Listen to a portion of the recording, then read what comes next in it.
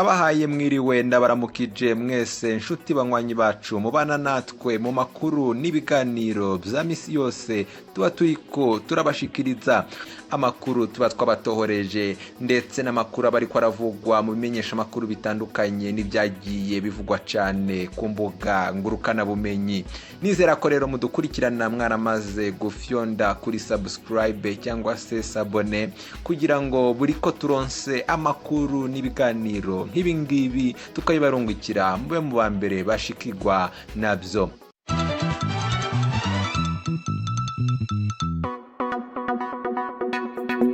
Reka aya makuru ndayatangurire kuri aya makuru ariko aravugwa cyane ijya nino ku mbuga ngurukana bumenyi, akaba ari amakuru arabana n'isanurwa ry'ikiraro gihuza intara ya Rumonge n'igisagara ca Bujumbura.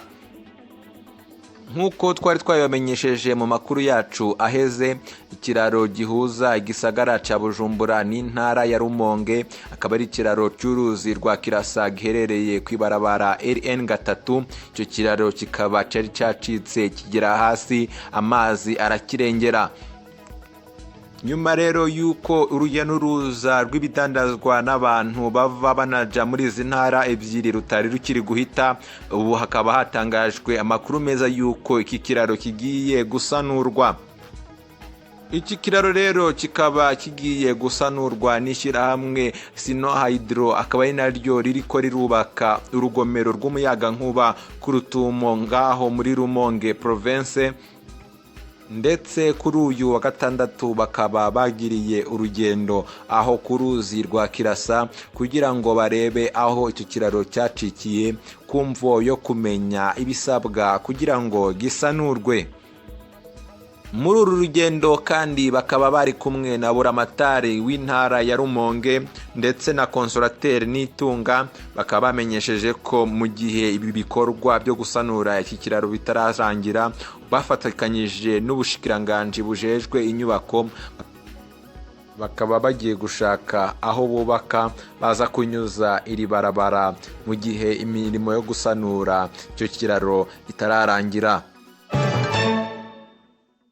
Umuyobozi w'urwego CVR rushinzwe kumenya ukuri ku mabi yabaye muri kahise ku Burundi no kunga abarundi arahumuriza bamwe mu barundi bibaza ko urwo rwego rwibanda gusa ku bwicanyi bwabaye mu mwaka w'1972. Pierre Claver Ndayicariye yabitangarije ku wa kabiri no ku wa gatatu w'iki cyumweru mu ntara za Muyinga na Kirundo, ubwo yatangizaga ibikorwa byo gutaburura abishwe mu mwaka w'1972. Inkuru ijwi ry'Amerika yabateguriye ifatanije n'inshuti zayo mu Burundi, muragezwaho na Desire Hatungimana.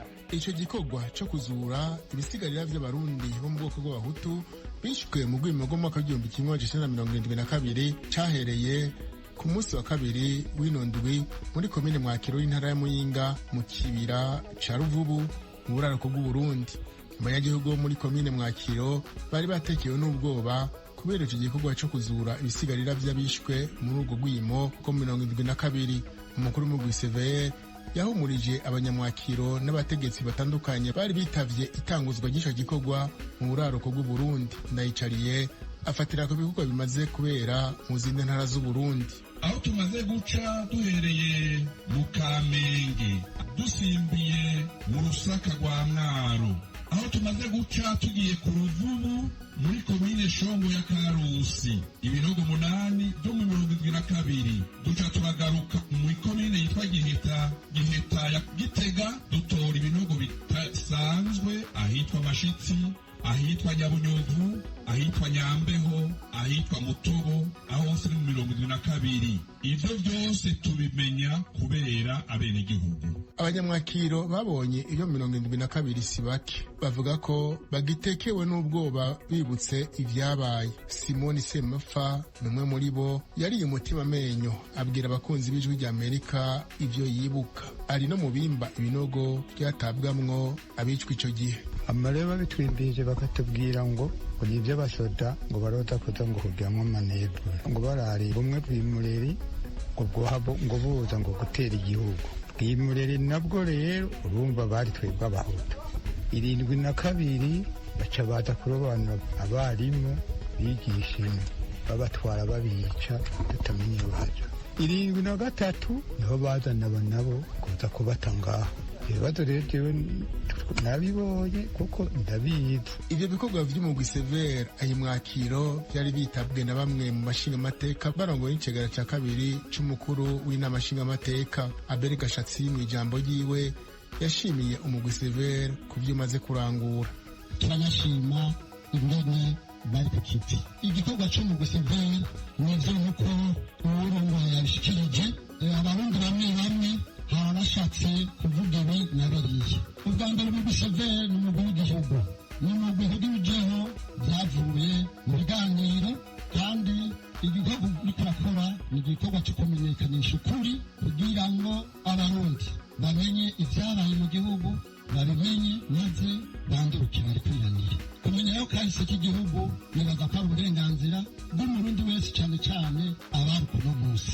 Umushinga amateka Abel Gashatsi yatawe mu mugambwe w'abadasigana Iprona waramuswa Uburundi igihe c'ubwo gwimo 72 yiyamiriza abavuga ko umugwi Severe uri gukora ibitari vyo. Uwo mushinga amateka afatira ku vyo yiboneye ayimwakiro anegura abafata ibintu ko bishakiye. Ko rero hari abavuga ngo ibi umugwi Severe uriko urakora si vyo, ngo kugira kaboze, nibaza ko abo bantu ari kwihenda cyane.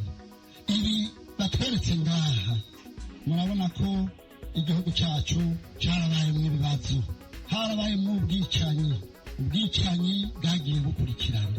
Insiguro batanze iratomoye, ndetse iyo nsiguro barayiduhaye no mu nama nshingamateka no mu yandi manama.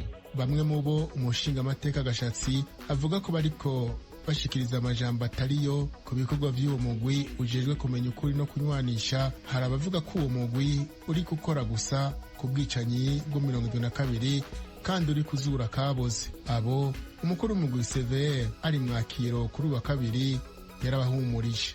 Imigere 10 nitereka uriko urarondera ukuri.